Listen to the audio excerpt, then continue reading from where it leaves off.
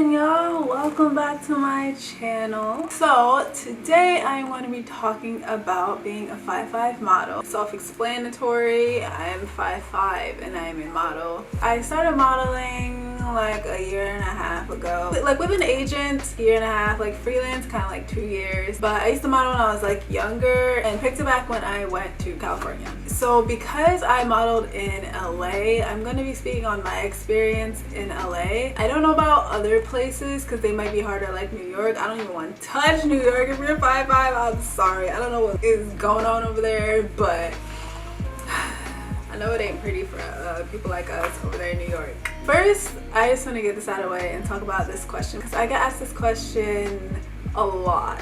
If you are under 5'6", of course you can model. Don't let anyone tell you different. If you have the mind for it, if you have the will to do it, you can do it. Will it be hard? Yes. Will you get a lot of rejection? Probably. I always like to tell people, like, modeling isn't for everyone, okay? You need to have some strong mental capabilities to deal with it, especially if you're like under the industry standard height, which is like what, 5'8". But the industry is slowly changing, and I can see that, not changing fast enough, but it's slowly changing. But people still have this ideology that the perfect model is like 5'9", 5'10", waist size 25, hip size like 15. That's obviously like a joke. With that being said, do you want to go through everything to try and be a model? And also, this is also very, very important that people need to understand. If you want to model and you're 5'5", do you need a certain look? Yes. Now, I'm not saying you have to have a model look. For what you want to model and what category you want to model in, you need to have a specific look for that. And you need to look at yourself and see what kind of look you have. Like, if you are fierce-faced, you will probably do better with fashion. If you have like a really, you know, like innocent, like nice products, face, commercial may be best for you, or like print, you know? If you're 5'5", 5'6", 5'4", even 5 foot, because my friend is out here in the game killing it, she's 5 foot. No matter like how like short you are, it depends on how much work you put in on yourself, because at the end of the day, modeling is a job, and just like any other job, you would want to do well at modeling.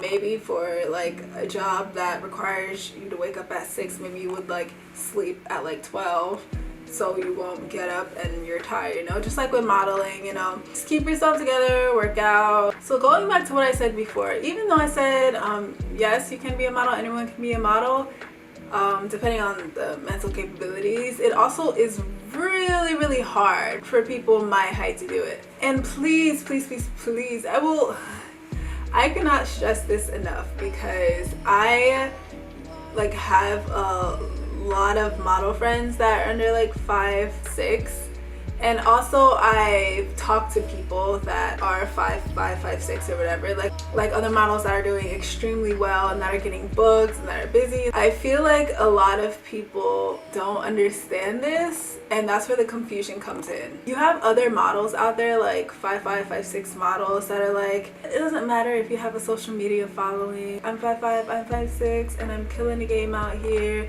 I'm getting booked, I'm busy. And you see people that are your height and you're just like, man, they're getting booked and busy and they're getting a lot of jobs and stuff like that. And then I have people that always tell me, oh no, it doesn't matter, your height doesn't matter, girl, look at me, I'm like 5'5", I'm 5'6" too, and I got booked for this job, I'm signed with this agency, I'm doing that agency. But then I go on their Instagram and they're banking 10K, 20K, 30K followers, and I'm like, yeah, but that's the difference between me and you. You have a following that can back you up. I don't.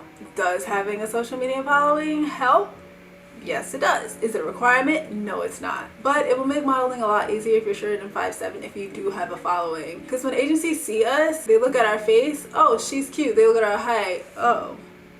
They look at your social media, oh, she's still cute, but not what I'm looking for. You have a cute face, height's not there, but your social media is popping.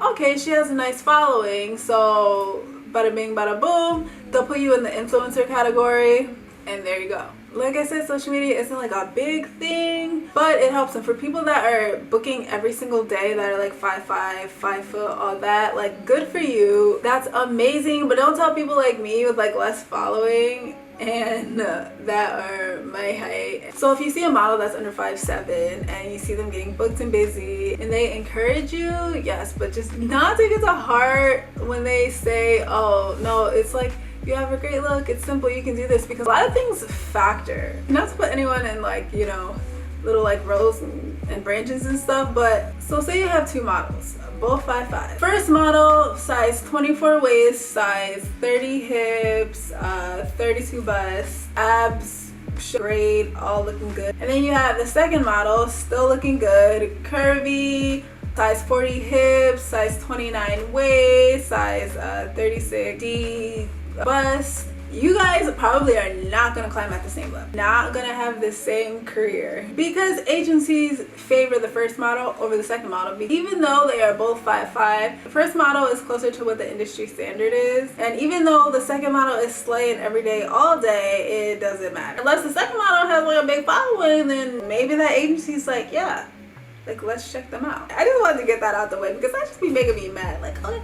Anyways, so personally, I feel like LA is one of the not easier but more lenient places, kind of like Miami, more so than like New York, where it's very cutthroat over there, the industry. I feel like in LA you have more leeway of sizes because there's a lot of print and a lot of commercial modeling over here. I've met so many amazing people, also met crappy people, crappy photographers, crappy models, crappy sets, very, very, very crappy sets, so many crappy sets, but mostly good. I don't get booked every single day, maybe like once or twice a month. I know people who get booked every day or who are booked and busy and they stay booked and busy, and I love them. Great on them for that. So my experience looking for an agency, I applied to so many different agencies, and I heard back from one agency, and that's the agency that I'm with now. It was such a struggle because a lot of agencies, when you submit yourself, they have like your name, where you live, phone number, and then they have your measurements, and under the height section, some places let you type in the height, but other places you'll have to like pick your height, and a lot of them don't go under 5'7". So that just completely knocks out that agency for me, or I have to email them. So that has been like a real discouragement for me, because some agencies that I really want to get into, but they don't have an option under 5'7". I think as far as makeup, I haven't got like a bad like makeup artist, and I feel like in LA they're like learning like a lot slowly, because I've been on sets where they specifically hired black people for my hair and makeup, and this one time, I love this company, but they hired a black person to do my braids because they wanted curly, so they specifically hired them for that. And it was so funny because you know how like in order to curl like the braids, like you dip it in hot water and then you take it out, you know? They were all like looking, and she asked for a kettle or whatever, and it has to be like boiling water, and then everyone's just like looking at her and see what she was gonna do. She was like dipping my hair in it, and then the other makeup artist was like, oh, so you do that to activate it. And we were just like laughing about it like later because we just thought it was so funny. So that's definitely a struggle, is hair and makeup in LA.